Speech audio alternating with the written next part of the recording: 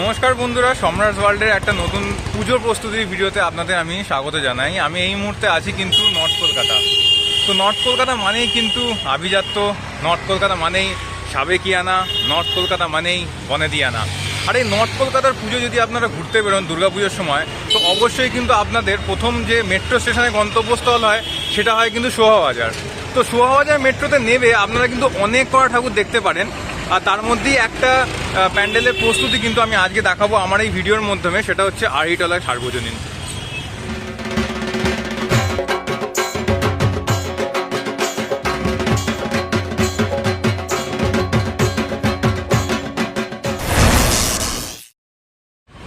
তো প্রথমেই বলে দিই, আপনারা আড়িটলা সার্বজনীন বা আড়িটলার কাছাকাছি যে পুজোগুলো আছে, আড়িটলা সার্বজনীন, আড়িটলা যুবকবৃন্দ এবং আড়িটলা বেনিয়াটলার যে পুজো, সেটা আপনারা কিভাবে আসবেন। দূরে তো দেখতেই পাচ্ছেন, আমি একটু জুম করে দেখাবো। এটা আড়িটলা সার্বজনীনের প্যান্ডেল প্রস্তুতি হচ্ছে। আর এই রাস্তাটা যদি আমি এই যেদিক থেকে এই গাড়িগুলো আসছে, এই রাস্তাটা সোজা চলে গেছে কিন্তু শোভাবাজার মেট্রোর দিকে। শোভাবাজার মেট্রোতে আপনাদের নামতে হবে, আবার সেখান থেকে কিন্তু ওয়াকিং ডিস্টেন্সে মোটামুটি 10 মিনিট এলেই কিন্তু এই পুজোগুলো আপনারা পেয়ে যাবেন কিন্তু। ঠিক আছে, তো আমি এবার এগিয়ে যাই আমার গন্তব্যের দিকে, যেটা হচ্ছে আড়িটলা সার্বজনীনের পুজোর প্রস্তুতি কেমন হচ্ছে পুরোটাই আমার এই ভিডিওর মাধ্যমে আপনাদের আমি তুলে ধরার চেষ্টা করব। তো প্যান্ডেলের মেন যে স্ট্রাকচারটা, এটা তো ডান দিকে তৈরি হচ্ছে, কিন্তু আমি বাঁ দিকে একবার দেখাবো তাদের যে এবারে পুজোর ব্যানার, সেটা হচ্ছে খেয়াল সেতুর বৈতরণী। এবার এই খেয়াল সেতুর বৈতরণীর যে আসল মানেটা, সেটাই কিন্তু পুজোর সময় আমরা দেখতে পাবো। 85তম বর্ষে আড়িটলা সার্বজনীন আমাদের কি উপস্থিত, মানে কি চমক আর কি আমাদের উপস্থাপনা করে দেখাবে।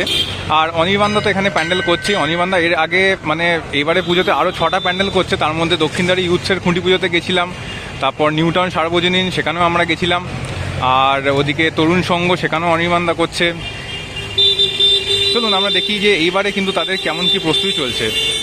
আর মেনলি কিন্তু এই যে পথটা দিয়ে আমরা এখন যাচ্ছি, এখান দিয়েই কিন্তু প্যান্ডেলের এন্ট্রান্সটা হয়ে থাকে। আর এখানে টিনের স্ট্রাকচার দিয়ে পুরো তার উপর চিত্রগুলো কিন্তু এখানে ফুটিয়ে তোলা হয়েছে। মেনলি যে খেলাটা হবে সেটা হচ্ছে রাত্রির বেলা, কারণ এই টিনের ওপর যে চিত্রগুলো আঁকা হয়েছে, সেই চিত্রগুলোর ব্যাক সাইড থেকে কিন্তু অসাধারণ কিছু লাইটিং থাকবে, যেগুলোর মাধ্যমে প্যান্ডেলের যে সৌন্দর্য সেটা কিন্তু আরও বৃদ্ধি পাবে, আমরা বলতেই পারি।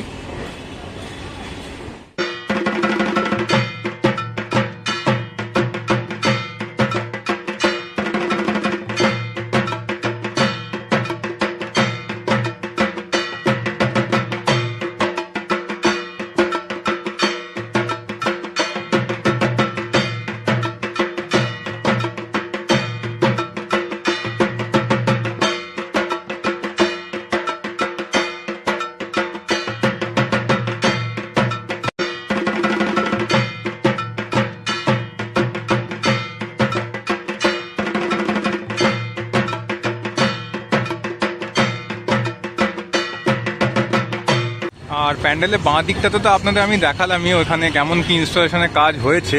আর এদিকে আমি আর একটা ব্যানার দেখতে পেলাম, এটা হচ্ছে প্রিভিউ শো অফ 2024, যেটা 30শে সেপ্টেম্বর থেকে 4ঠা আগস্ট পর্যন্ত হবে, বিকেল 6টা থেকে সকাল 5টা অবধি। সেটাতে কিন্তু আড়িটলা সার্বজনীনও অংশগ্রহণ করেছে। এবার আমি যদি বাঁ দিকটা চলে যাই, এখানে একটা জিনিস আমি দেখতে পেলাম, যেটা আপনাদের দেখানোর জন্য আমি আবার এই দিকটা ঢুকছি গলিটার মধ্যে। এই যে পুরোনো দিনের যে বাড়িগুলো নর্থ কলকাতার, সেইগুলো কিন্তু বেশ কোঅপারেশন করছে তাদের এই মণ্ডপটাকে কিন্তু আরও সুন্দর করে সাজিয়ে তোলার জন্যে।